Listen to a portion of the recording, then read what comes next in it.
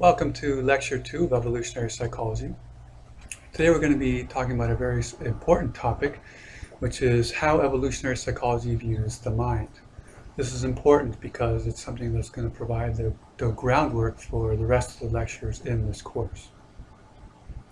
So we're going to contrast the evolutionary psychology position on how the mind works with what can be referred to as the standard social sciences model, right? The received view in the social sciences. And that received view is that the mind is made up of very general mechanisms, ones that apply to lots of different domains. They're not specialized for any kinds of information. While evolutionary psychology favors a modular view of mind, which is the idea that the mind is made up of highly specialized mechanisms, each of which is designed to process a specific type of information. Right, they call these mechanisms modules. So we're going to discuss the features of modules, and we're going to end with a discussion of why evolutionary psychology favors a massively modular view of the mind. All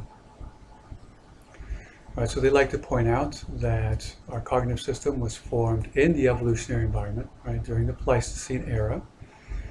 And so the cognitive architecture that we have is an adaptation. And it's an adaptation to the information processing challenges that our ancestors faced as they're trying to survive as hunter-gatherers in the Pleistocene environment. Right, so mentally, we're a slightly modified version of the hunter-gatherer form.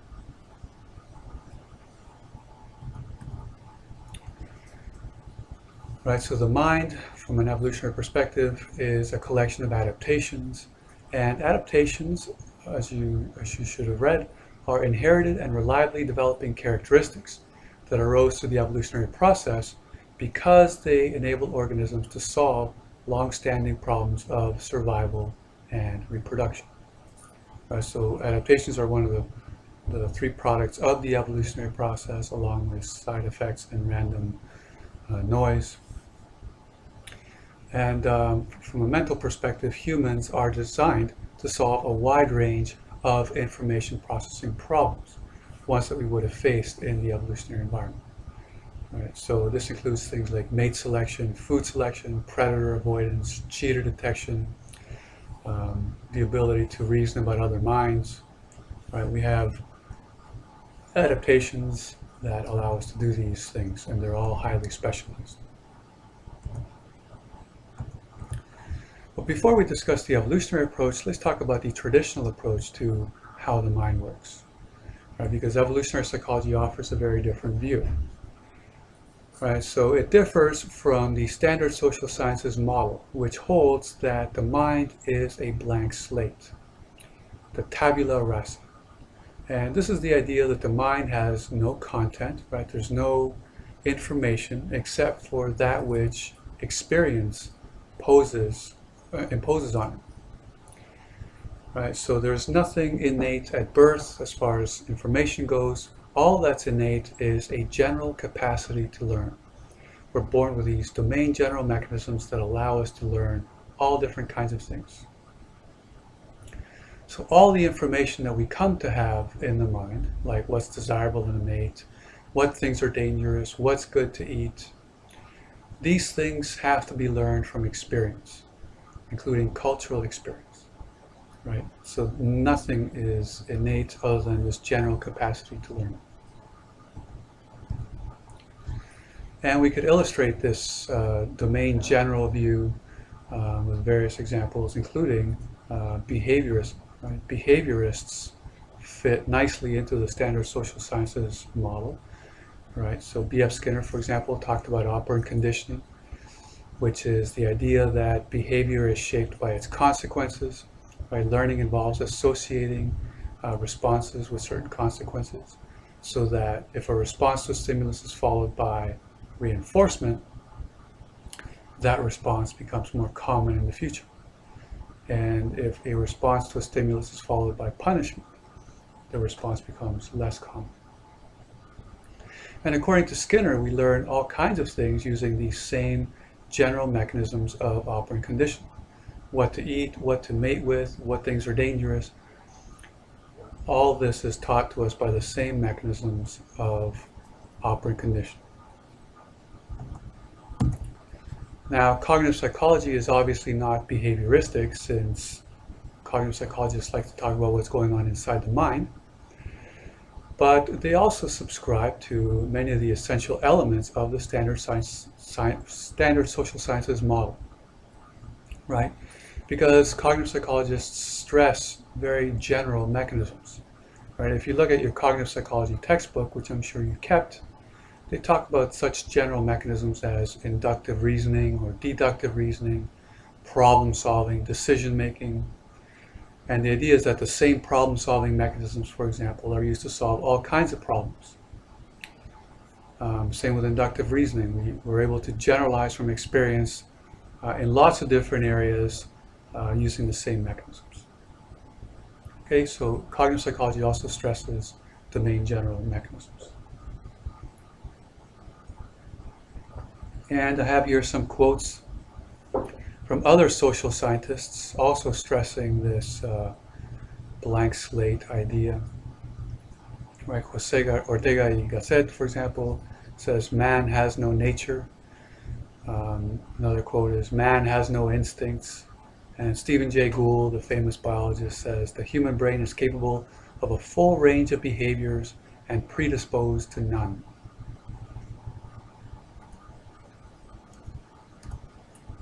Now, how does evolutionary psychology differ from this? Right? They stress that our cognitive architecture is made up of a large number of domain-specific mechanisms, right? Each one being designed to reason about biologically relevant domains. And when I say biologically relevant domains, I mean areas in our lives that are relevant to our survival and reproduction. Things like what to eat, who to mate with, and so on. And the idea is that, so we have highly specialized mechanisms for each of these separate domains, and each of these mechanisms also comes with built-in knowledge about how those domains work, so that you don't have to do an excessive amount of learning. Although, as we'll see later at the end of this lecture, evolution doesn't preclude learning. Okay, so domain-specific mechanisms with lots of built-in knowledge. That's what makes up the human mind. They say that there are no domain general mechanisms, and even if there are some, they're relatively weak and don't do very much in our lives. Right? They don't explain much of human cognition, much of what we're motivated to do, and certainly very little of our emotional lives. So another name for these highly specialized mechanisms is modules. They're also referred to as adaptive specializations. And the concept of a module was introduced in psychology by Jerry Fodor. And he said essentially that a module is an input-output device, right? It's a computer. It's a domain-specific information processing system. And each one of these modules has its own database of information that it consults when carrying out its operations. Right? So it receives certain information as input, carries out some transformation on that input, and produces a particular output. Now, when Fodor introduced the concept of a module, he also said that modules have several properties, and he went through each of these and gave examples. And one thing to clarify is that evolutionary psychologists, when they use the term module, they say that some of the properties that Fodor attributed to modules are universal, others are not. And what they mean by this is that some of these properties are possessed by all modules, but other properties that we'll talk about aren't possessed by all modules. And as we go through the properties of modules, I'll point out which ones are universal, possessed by all modules, and which ones are not. So the first property of modules is domain specificity. Right? Modules are domain-specific mechanisms. Right? They're not domain general. Right? They're systems that are designed to solve particular problems in specific domains. Right? They don't operate across a wide range of domains. And the best way to illustrate this is with some examples. For example, think about the ability to perceive in depth, right? The depth perception. According to Fodor, we have a depth perception module. And all this mechanism does is it takes a two-dimensional representation obtained from the eye and converts that into a three-dimensional representation so that you see the world in depth. That's all this module does, is perceive depth. Another example is a face recognition module, and this one receives visual input, specifically facial. It responds to facial stimuli, or things that are in the shape of a face, and all this mechanism does is it recognizes familiar faces. Right, so is this a familiar face or not? And if it's familiar, whose face is it? That's all it does, recognize faces. It doesn't recognize your computer, it doesn't recognize your car or your house. All it does is recognize faces. Right, so domain specificity is universal, it's possessed by all modules. Another property that Fodor attributed to modules is mandatory operation.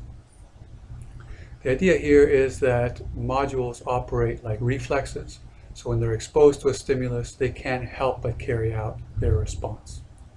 Right, so they're not under conscious control, they're automatically triggered by certain stimuli, just like a reflex. So examples, depth perception, right? When you open your eyes and you look at the world, you can't help but see the world in depth. Same with face recognition, right? You look at a face, you can't help but recognize it as a familiar or unfamiliar face. Right? Sometimes it takes a little bit of work, but usually that's not how it works. Usually it happens automatically. Even if you don't want to recognize a person, even if you don't want to see them, you can't help but recognize them. Another example is the perception of beauty. Right? You look at a face like the face on the slide, for example, and you can't help but perceive that as a beautiful face. Right? You don't have to decide whether or not to do so. But mandatory operation isn't a feature of all modules. Right? Some modules are not mandatory. And a good example of this is full-blown mate selection. Right? So when you're not just that immediate raw perception of beauty, but actually deciding whether or not this person is a desirable marriage partner. This isn't mandatory. You don't have to go through that tedious process all the time whenever you see someone, right? You have some control over whether or not to engage in mate selection. Right? You have some control over how much time and resources you devote to that process. Another feature of modules is information encapsulation. And the idea here is that modules restrict the information they consider when carrying out their operations. Right? So although the mind may have lots of information available to it, a module doesn't take all of it into account. It restricts the information, it excludes a lot of information. Right, so you can think of modules as jumping to conclusions without taking into account all the facts. So when Fodor talked about it, he said that modules don't take into account all of an organism's beliefs and desires. And Fodor illustrated the concept of information encapsulation with perceptual illusions. Right? He pointed out a very interesting point, which is that perceptual illusions don't disappear just because you know the basis of the illusion. Right? So even if you know that it's an illusion, you still see the illusion. And we could illustrate this with the Mueller-Lyer illusion. Right? People are asked which line looks bigger, the top line or the bottom line, and most people say the top line looks bigger. But now let's say that they get a ruler and they measure these two lines and they come to find out that the two lines are in fact the same length.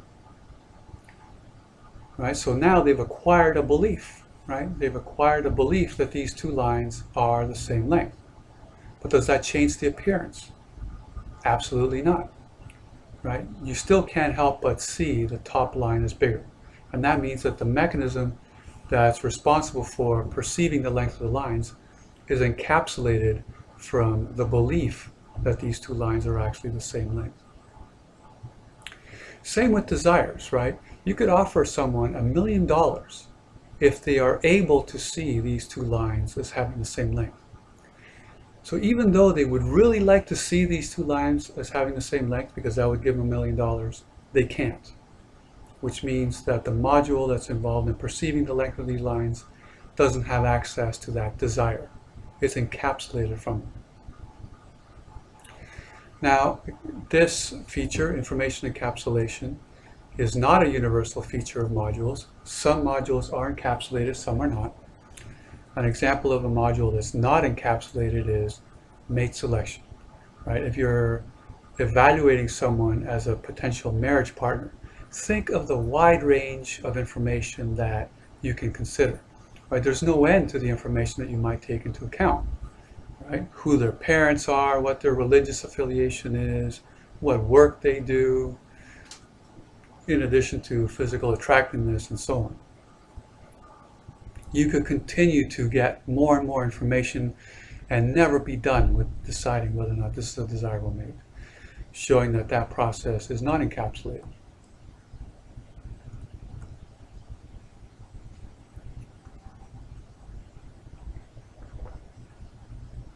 The next feature of modules is universal, and this is that all modules have a proprietary database, right? Their own database, their own base of information they consult when carrying out their actions. So for example, the face recognition module, right? How are you able to recognize a face? Well, the module has stored templates of faces that it's encountered in the past, along with the identity of those faces.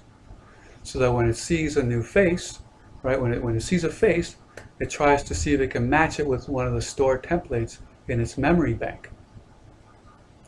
Right, if there's a match, it recognizes the person. If there isn't a match, it doesn't recognize it. Right, and that's all the information that it considers. Mate selection modules, right, also have a proprietary database, as we'll discuss when we talk about mate selection. Right, and one of the outputs of this module is a desirability judgment. And one of the things that this module has to do is take into account information that helps us to identify fertile mates. Okay, and I'll talk a little bit more about that momentarily. Okay, so the proprietary database of this module, of the mate selection module, has to contain cues that steer us in the direction of identifying fertile mates. Fertility being the ability to have offspring. Now, one of the things about fertility is that it's a hidden feature of the world, right? You can't directly see someone's fertility, but there are cues that you can perceive that are correlated with this hidden feature of the world, right? And what happens is that the proprietary database of the mate selection module tells you to pay attention to those features. So what's an example of a feature that's correlated with fertility? Well, we'll talk about this later, the waist-to-hip ratio, right? Small waist-to-hip ratios, small waist relative to the hips, right? That's correlated with fertility in women. Smaller waist-to-hip ratio, more fertile. So the mate selection module pays attention to that cue. It knows to pay attention to the waist-to-hip ratio when selecting a mate, along with obviously many other pieces of information. But it knows which ones track fertility, or at least the ones that it tracks are ones that correlate with fertility. So this produces an overall lesson about the database, right? One of the most important facts is that biologically relevant information is often hidden, right? It's often a hidden property of the world. And because it's hidden, we can't directly access it. So organisms are designed to exploit cues that are correlated with those hidden features. Right, so I summarize it with natural selection builds in a sensitivity to cues that are correlated with biologically important information. So for example, with the waist-to-hip ratio, we pay attention to that feature because it correlates with this important hidden property. All right, so that answers the question of why would the mate selection module pay attention to that feature? But there's other examples of proprietary databases, right? We can point out, for example, that animals, including humans, need to recognize their genetic relatives. And this is the case for at least two reasons, right? First of all, you have to avoid finding your genetic relatives desirable as desirable mating partners, right? Because of the problems of incest. And another reason is because you have to direct most of your altruistic acts towards your genetic relatives, because that increases your inclusive fitness. Right, so there's lots of good reasons for why you should pay attention to genetic relatedness. But genetic relatedness is a hidden feature of the world. Right? You can't perceive directly someone's genes. So what evolution does is it builds in a sensitivity to cues that are correlated with your genetic relatedness to another person. So how does this work? Well, the modules that regulate mate selection and the modules that regulate altruistic behavior can exploit certain cues that are correlated with genetic relatedness, like physical resemblance. Right? Physical resemblance is correlated with genetic relatedness. And I'm always reminded of the Seinfeld episode where Jerry Seinfeld ends up dating a woman who looks astonishingly like he does, right? Like a female version of Jerry. And all of his friends are freaked out because it seems kind of incestuous.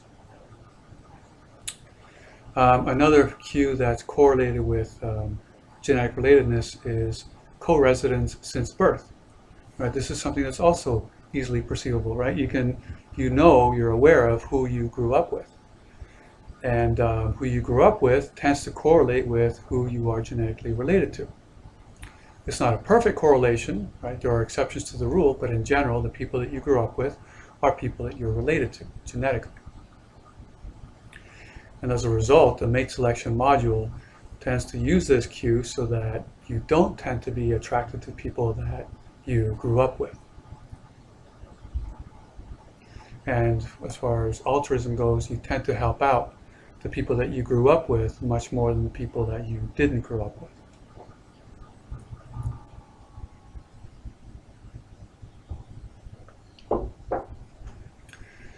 All right, modules also feature a speedy operation, which means that they're fast. But so to think of some examples, depth perception, right? You open up your eyes, there isn't a delay between a two-dimensional image and a three-dimensional image, right? It happens very, very fast. You open up your eyes and you see the world in 3 dimensions, right? Or you look at a face and you can judge almost right away whether it's a familiar face or an unfamiliar face. But the speed of modules, although it's listed as a separate property, is actually a consequence of other features that we've mentioned. Right? For example, information encapsulation serves to make modules fast. Right? By limiting the information that modules take into account, you help to make them fast.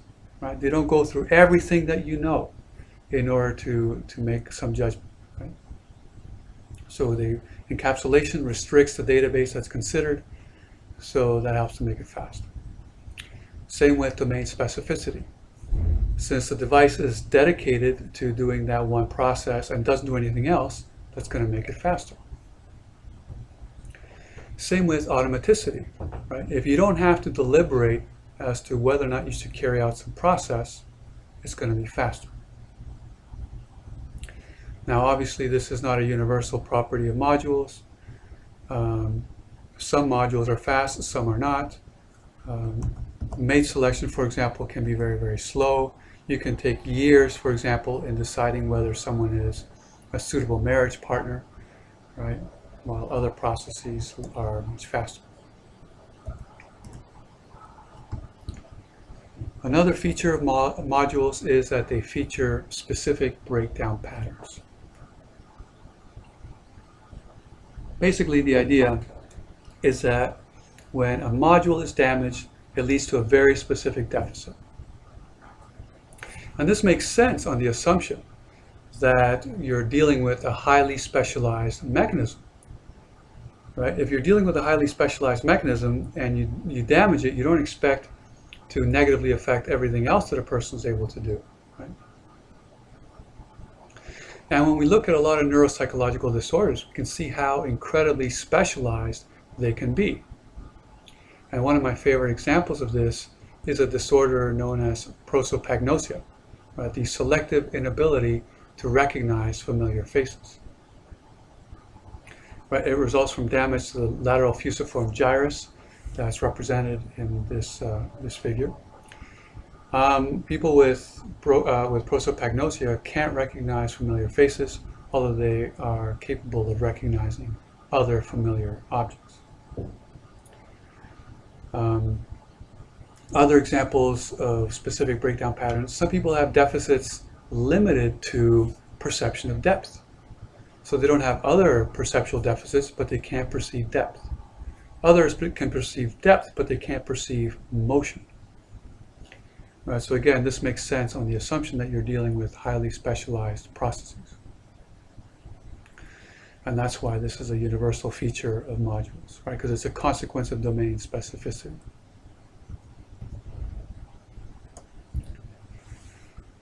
Furthermore, and related to specific breakdown patterns, is that modules are associated with a fixed neural architecture, right? They tend to be highly localized, and they can be localized to very specific regions of the brain. Also a universal feature. So for example, Paul Broca discovered a region in the left frontal lobe that seems to be involved in syntactic processing, like Broca's area. And damage to Broca's area leads to a unique deficit, a specific breakdown pattern known as Broca's aphasia. Right, so here's a person describing their job at a paper mill. Right, lower falls, Maine, paper, 400 tons a day, and sulfur machines and wood, 2 weeks, 8 hours. 8 hours, no, 12 hours, 15 hours, working. Yes, and sulfur. Right, so you get the picture.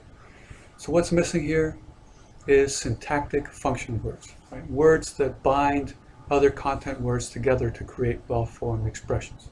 Right? This person can't process syntax.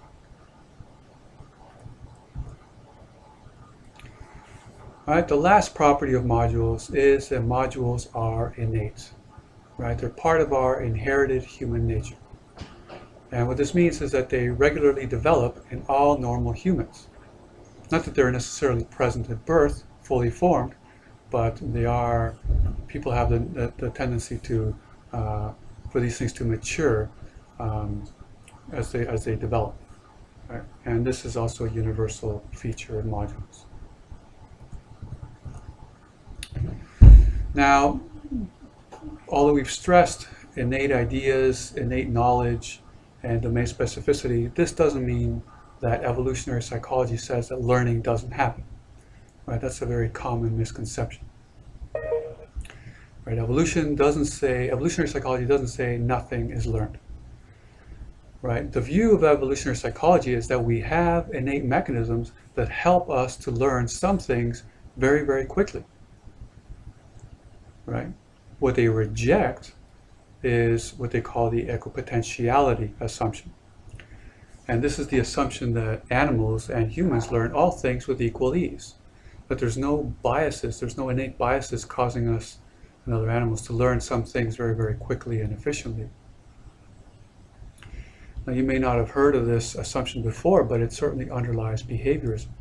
Right? Behaviorists like Skinner and Watson thought that animals and humans could learn all associations with equal ease. Right? No two stimulus-response connections are learned more quickly than any other stimulus-response association.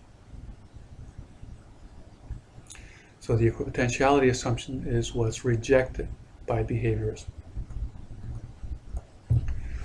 Now, this has been disproved, and it was disproved a long time ago by John Garcia, who found in his research on rats that some associations are learned more easily. So for example, he did an experiment where he manipulated the cause of nausea, right? So he used a room where the rats went and in one condition, they ate food, then got a slight dose of radiation, and came to feel nauseous. In another condition, right, they went into this room, the lights flashed, and they got a dose of radiation, and then experienced nausea. And the animals learned very quickly to avoid the food, but they never learned to avoid the room with the flashing lights. Right, so they made one connection, but they didn't make another. Right, so this rules out the equipotentiality assumption. So humans and other animals feature what's called prepared learning. Right, we learn some things more readily than others, and that's because of some innate characteristic, right, some module that guides our learning. Right, so the idea of prepared learning is that we have some modules that are specialized for learning important information.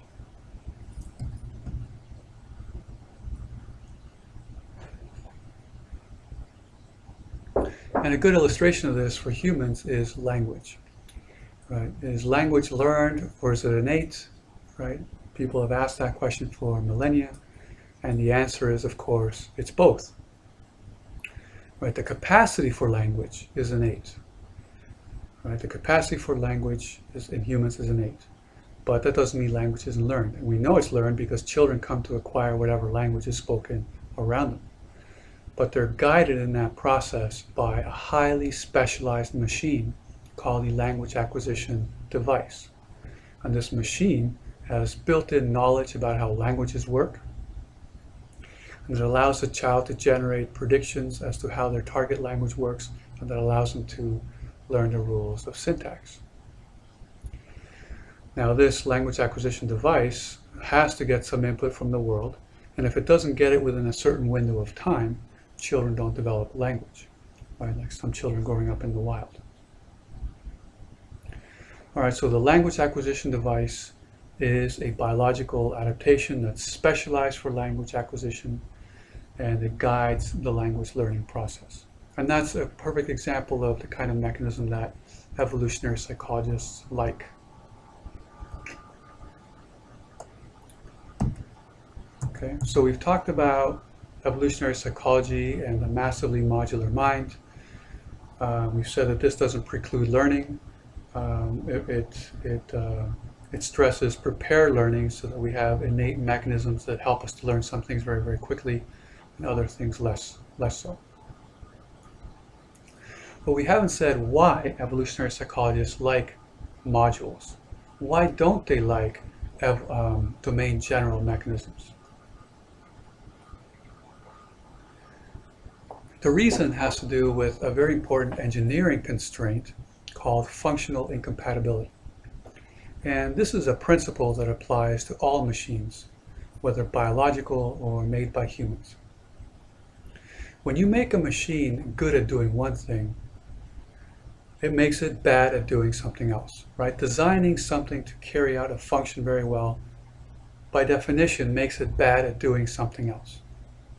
Right, so building something to be a really good refrigerator makes it really bad at being an oven. Right, so to do something well, you have to have a lot of specialized machinery, and this specialized machinery allows things to carry out their functions, but it makes them bad at doing other things. So why is that? Why would being designed to do one thing well make something poor at doing something else? And the reason for this is because of the way that adaptive problems work, right? Adaptive problems have their specific criteria for success, right? So, and also the same procedures can't be used for all adaptive problems. So think about two problems that humans have to solve: food selection and mate selection. What counts as having solved the food selection problem, and what counts as having solved the mate selection problem? there's different criteria at work, right? So for food selection, success is when you find something that has the right nutrients, right? The right vitamins and minerals with as few toxins as possible. Obviously, that's not how you evaluate a good mate. So a good mate might have, for example, good financial prospects, but that's not how you evaluate a piece of fruit, right? By how much money it earned last year,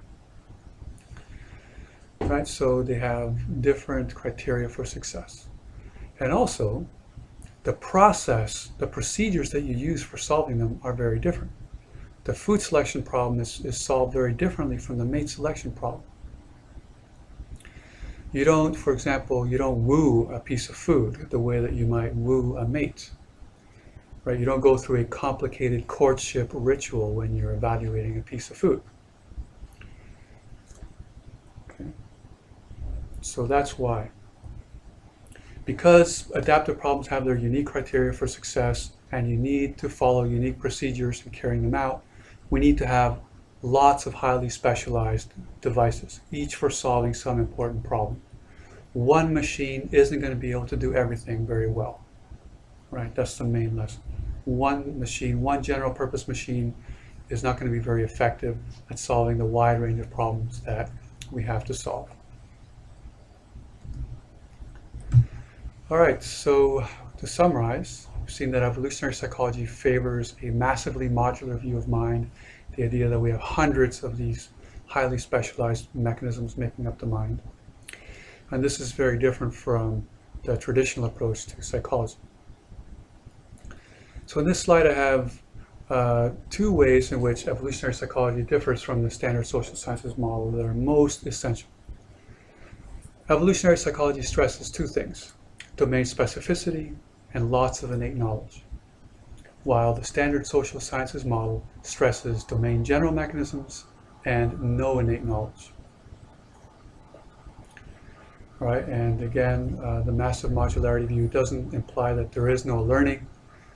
Right, saying that something is learned is not an alternative to an evolutionary approach, because the evolutionary approach favors prepared learning, and they want to explain what innate mechanisms we have that allow us to learn certain things with a great deal of efficiency. Thank you.